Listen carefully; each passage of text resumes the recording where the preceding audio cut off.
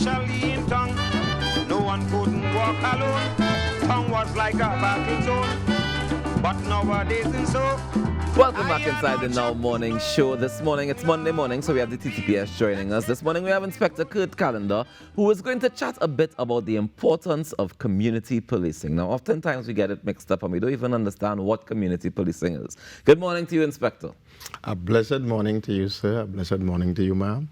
And a blessed morning to all of Trinidad and Tobago and wherever you are tuning around the world. How are you doing this morning? Well, it is a pleasure to be here. I mean, we have quite a lot to celebrate. I mean, TKR won, we got a gold medal, we got silver, holiday on Wednesday. Everything nice. But some of us still have to work, of course. Well, we still have to work. We have to get things done, but we can celebrate and get things done at the same time. Absolutely. All right. So tell me, first of all, what are some of the common misconceptions about community policing? Things that we don't really understand.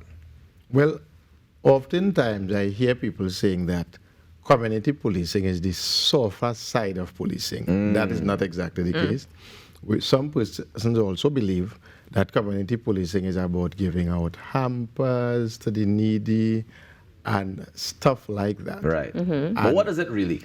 Right. So if I was to give a definition of what community policing is, it is a proactive philosophy that fosters a partnership between the police and the community to solve problems, improve public safety, and address the underlying causes of crime. So it is a partnership, right? It relies on a collaboration between the police and citizens to identify, prioritize, and resolve issues affecting the community. And one of the best ways to do that is something called problem-oriented policing, right? And problem-oriented policing is a strategy developed by Herman Goldstein that focuses on identifying and analyzing the root causes of recurring crime and disorder problems and to develop and evaluate targeted solutions. Okay. So this sounds like prevention. Yeah. Yes. So, and hence the reason I started by saying it is a proactive approach, Right, and not a reactive approach. right. And we in the TTPS, one of our strategic pillars speaks to community partnerships. Right? And when we speak about community partnerships, some of the ways that we use to engage the public in order to adopt a proactive approach to crime is something called the Station Council. All right. Right, and the Station Council is formed with some of the persons, the stakeholders that make up the Station Council are the business communities, the teachers, the doctors, the normal citizens, residents in the communities, as well as the youths. So when they meet, or when we meet, because it's a collaboration between those stakeholders and the TTPS, we sit to discuss, okay, what are your concerns? What are the issues affecting you in your community, in your business as a youth? And together, we are able to come up with solutions for the problems that is affecting each and every one of those persons. All right. So would you say then that approach has been working? Well, yes, the Station Council has been very effective because the public, they get an opportunity not only to tell us what their concerns are, but to be part of the solution to their problems. Because as the TTPS, we know we cannot do it alone, and John Public also know they cannot do it alone. So it's fostering that symbiotic relationship between the police and the public. We have also what you call the town meetings.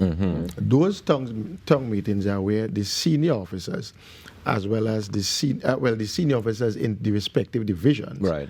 as well as in the station, they meet the public in an open forum, so to speak. And in those open forums, we tell you what we have been doing as the police to enhance your way of living as it relates to safety and security. And we also get feedback from you as to how you think we are doing. And some of the issues that we may not be aware of, you bring that to our attention. We make a note of it. And collectively, through the Station Council or through the residents themselves, we are able to assist you with resolving those issues. We also assist persons by way of forming neighborhood watch groups. Right. Because if it is that there's a leak in your house and I visit your home and you give me a bucket and you said, just put that where the leak, I don't know where the leak is in your house. I don't know what are the issues that are affecting you. So we want to be more proactive and say, you know what? The persons who we were not able to meet through the station council, there's another medium called the town meeting. You come out, tell us what your concerns are. And you may still not get everybody because of the way they work. Children have to go to school. Parents have to babysit when the child comes from school, homework, all kinds of stuff. We are saying, you know what? We would do some community walkabouts. And we ensure that we do it at different times so that we try our best to get the housewife, the stay-at-home mom, the children, the farmers, the business community, the retirees, tell us what your concerns are. And we also take that opportunity to pass on, you know, the initiatives, the new initiatives that are happening in the TTPS, pass on some safety tips. So what we are really doing is using different means and medium to bridge that gap between the public and the community. So, Inspector, what we're hearing is a cohesive approach when it comes to crime prevention, safety, the inclusion of community, and trying your best, of course, to get in touch with the vulnerable and the youth groups as well. Yes. But one of the things that we know needs to continue to be built on, and we would love to know about the strategies behind it, is building trust, particularly between the community and the police. We hear it with the fact that you do have the business community involved, particularly, which is, of course, a great start because that is the respected within the community, as the TTPS should be. But again, we do know that there is still a bit of a gap, as you would have mentioned, bridging that gap. How does this contribute towards increasing that trust between the community and the police? Well, hence the reason I would have started by saying those station council meetings, they have borne fruit over the years. And many times, person would say to us that, not from the station council, person would say to us, look, I would have made a report. I didn't get any feedback, I didn't get any follow-up.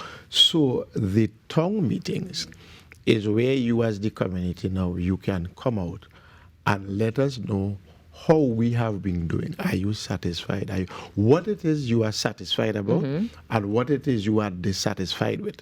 So we would take note of that, and officers in the station district, the senior officers that is, not the juniors, would be mandated to follow up and to enforce on their officers. Look, feedback is important. What you call customer service is important. So once persons know, look, I got a feedback from the officer. I got a phone call. He gave me an update as to the status of my investigation. Even persons who were arrested, we are mandated, of course, by law, to let the family member know, well, John Brown was arrested for so-and-so. He's now housed at so-and-so station for whatever offense. We also have what you call the police youth clubs that targets young people between the ages of 5 to 29 years old. And with children and youths, you get a nice catchment there because you are getting the parents, especially the fathers. So once they are seeing that the police is taking control, for want of a better word, or is assisting them to steer their child in a particular direction, it builds trust. Yeah. You understand? They are now comfortable sending their children there. And with trust comes information, valuable information, and as it relates to criminal activities. So these are some of the ways where we could bridge the gap, build trust.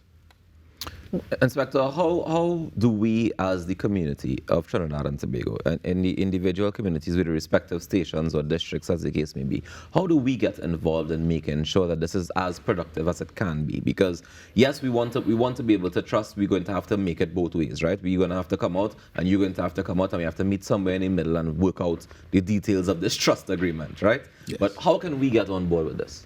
I am happy that you asked that. So we are encouraging all of Trinidad and Tobago to get on board.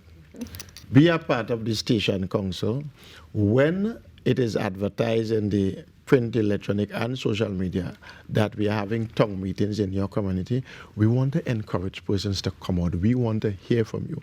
And also, Partner with the police as it relates to building neighborhood watch groups in your communities. Even if you want to volunteer to be the captain of your street, what we call street captains. Right.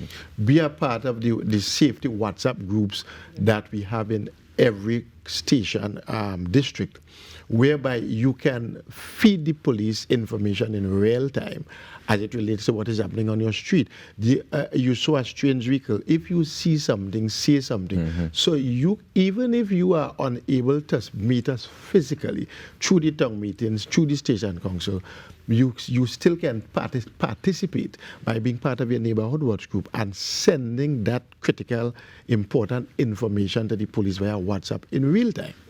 So these are some of the areas that persons can get on board, and we want to encourage all of Trinidad and Tobago to get on board. Yeah. I have one more question for you before we go. Now, as I going back to the trust question, right? Because I feel as though I agree with Natasha in saying that there's been some concern about that. If it is, for example, one of the challenges I've been having might be a police officer who's not doing his job the way that he's supposed to, for example. I might be, I don't know, conducting nefarious activities, or maybe just, bullying the neighborhood, or whatever the case might be, because there are some neighborhoods that don't feel that level of trust because they've been negatively impacted by the police. Who do I talk to about that? I can't come and talk to the same police in front of the police officer who in the town meeting. So how do I get that situation resolved or dealt with, or even just heard in an authentic way? Well, I mean, I am not going to fool or mama guy you or Trinidad and Tobago. That is a very real issue and a real concern where the public and the police is concerned. And as much as we are not where we want to be, we are no longer where we used to be. But to answer your question directly, it must have that one police officer. How you just identify that you believe you could trust. You have that faith and that confidence in that one police officer. And that police officer may not even be living in the area that you live in. It must have that one senior police officer who look, if I call Officer X, I know that he's going to keep that information confidential. He's going to keep my name of it. And the information is not only going to reach where it's supposed to reach, but I have that confidence that it is going to be dealt with in the way it ought to be dealt with without compromising myself and my family. So I want to encourage Trinidad and Tobago. That one police who you believe you could trust, reach out to that police officer. That police officer, ladies and gentlemen, is Inspector Kurt Callender. You are absolutely correct. Thank you so much for joining us this morning, and I wish you all the best. So please continue to do the good work that you're doing. Thank you very much. It was a pleasure being here. Yeah, man. Ladies and gentlemen, Inspector Kurt Callender joining us to chat about the importance of community policing and the importance of you getting on board. Let's take a quick break. We come back with your birthdays after this. Stick around. But nowadays and so I am all shocked to know love and peace. Let's say thanks to the police all around, especially in town. No one couldn't walk alone.